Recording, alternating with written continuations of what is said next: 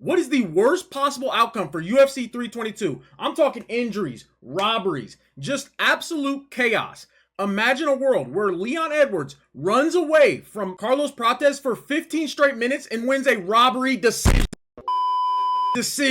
Or 47-year-old prospect Beneil Dariush lays on top of BSD, the god of war, for 15 straight minutes and puts all of us to sleep. What if Della Maddalena goes out there and flatline KOs Islam Makhachev in 60 seconds? Islam retires. We never see Topuria versus Islam. The UFC loses what could have been the GOAT of the sport. Welcome back to the channel. MMA Tug is here, and in today's video, we are going to go through all the worst possible outcomes for UFC 322. Worst case scenario for us, the fans, for the UFC, and just the sport in general. There's so many ways that fights on this card could derail the entire division. Let's not waste any more time and get into the main card opener. Sean Brady versus Michael Morales. Now, this is potentially a #1 contender fight. The welterweight division is as stacked as it's ever been, and there's a very real chance the winner of this fight fights the winner of the main event, Islam Makhachev versus JDM. So, what is the worst possible outcome for the UFC, for us, for the sport? In this fight, it's clear as day what the worst outcome would be.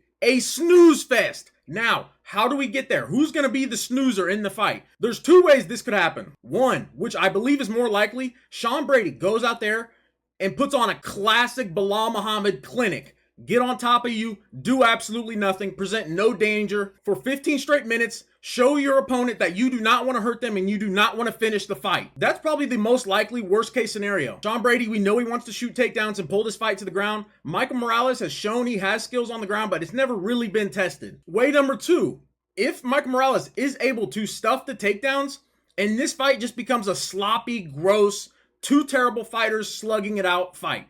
Now, normally those are fun. I'm talking one of those fights where Sean Brady can't get a takedown, so he doesn't know what to do. Michael Morales is scared of the takedown, so he's just sitting there not throwing punches. One of those fights where we look back and there were 25 significant strikes through 15 minutes. Long story short, it's much more likely that Sean Brady would ruin this for us, the fans, and for the UFC. A boring decision or a robbery decision that comes from no action is the worst case scenario. But either way, one of these guys winning should do more good than bad for the division. Let's move on to the second fight on the main card. Beneil Dariush taking on Benoît Saint-Denis. Let's take a minute and think. Would the UFC rather see 36-year-old Benny Dariush? His nickname is Benny. He's coming off a lackluster win against Renato Moicano, gross decision.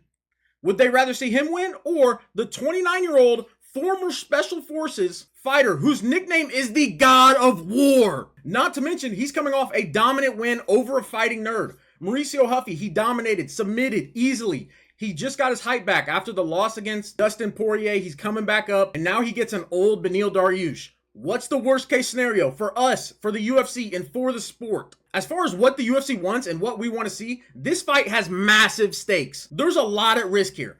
Both of these guys can be boring, but you can't change my mind. A Beneil Dariush boring decision wouldn't ruin my night. There's ones coming up that would ruin my night, but this would just be awful, man. Benoît Saint-Denis is finally building his hype back up. He has to win this fight, man. Your nickname is God of War. That's the kind of guy we need at the top. And does anybody actually want to see Beneil Dariush at the top of this division at this point? 36 years old. He's had gray hair since he was 15. We don't want to see him there. Long story short, Beneil Dariush, boring decision, ruins the card, ruins this fight. And what's next for these guys? Now, moving on to what might have the biggest stakes on this entire card outside of the main event. This fight, if it goes a certain way, it could ruin my night. I'm going to get on YouTube and crash out and post a video and look like a fool. Leon Edwards versus Carlos Prates. You guys know where I'm going with this. I don't care what anybody says.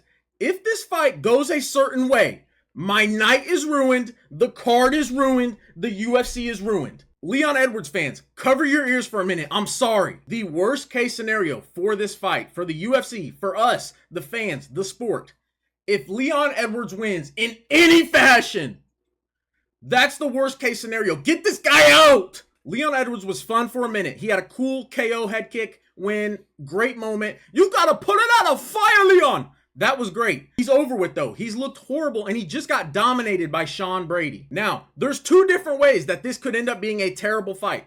Way number one, Leon Edwards runs in a circle for 15 minutes, running away from Carlos Prates, and he wins a dumb decision where there were no punches thrown.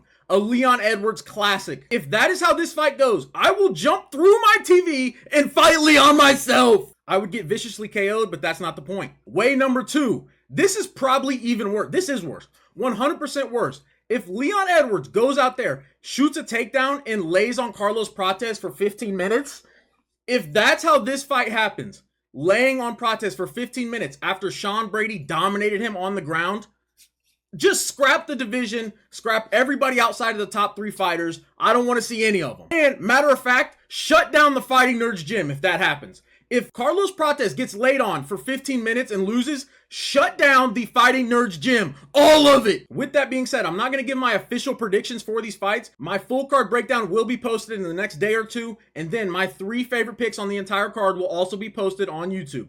Subscribe, like, you know the deal. I know, it's not very obvious who I want to win this fight. Leon Edwards, please lose for me, for us, for the sport. Now, let's move on to the co-main event. We have the first super fight on the entire card. 2 former champions.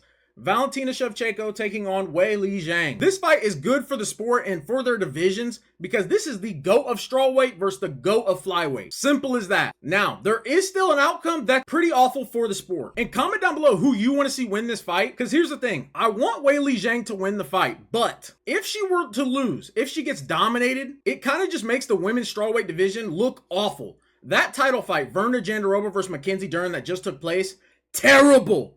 Weili Zhang would dominate them easily. So because that, we need Weili Zhang to come back down to 115. That's what has to happen. I know super fights are fun, but we can't have Mackenzie Dern as champ. There's no way. If Weili Zhang wins this fight, I don't know what she does. Does she stay there? Does she come back down? I don't know. Worst case scenario is she doesn't end up back at 115 after this fight. How we get there, I'm not sure. If Shevchenko wins, I think Weili obviously comes back down. So best case scenario, Valentina Shevchenko wins, Weili comes back down. But if Weili gets dominated and KO'd like easily, it just makes that division look really bad. This one's tough. I don't know what the worst way for the fight to go is.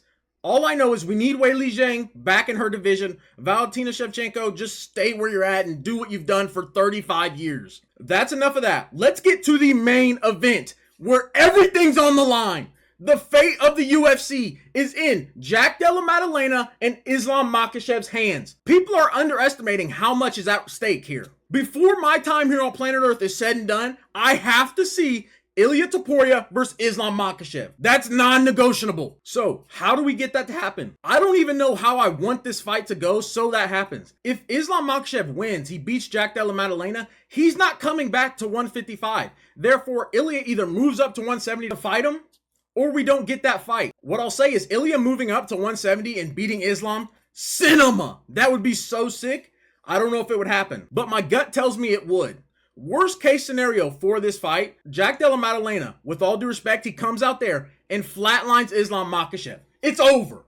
All of it's over. Everything that's fun that could happen, potential go to the sport, gone. If Islam Makhachev is KO'd by Della Maddalena, he's not going to fight Ilia Topuria. That's not happening. Those Dagestani guys are too smart to do that. They know he would get KO'd again. They wouldn't let it happen. There's a chance Islam Makhachev would retire right then and there. JDM wins, Islam retires, we get no fun fights, the UFC's cooked, Ilia Topuria has nobody to fight. Listen, shout out to JDM and his fans. I need him to take a dive here. Somebody offer JDM money. Do it.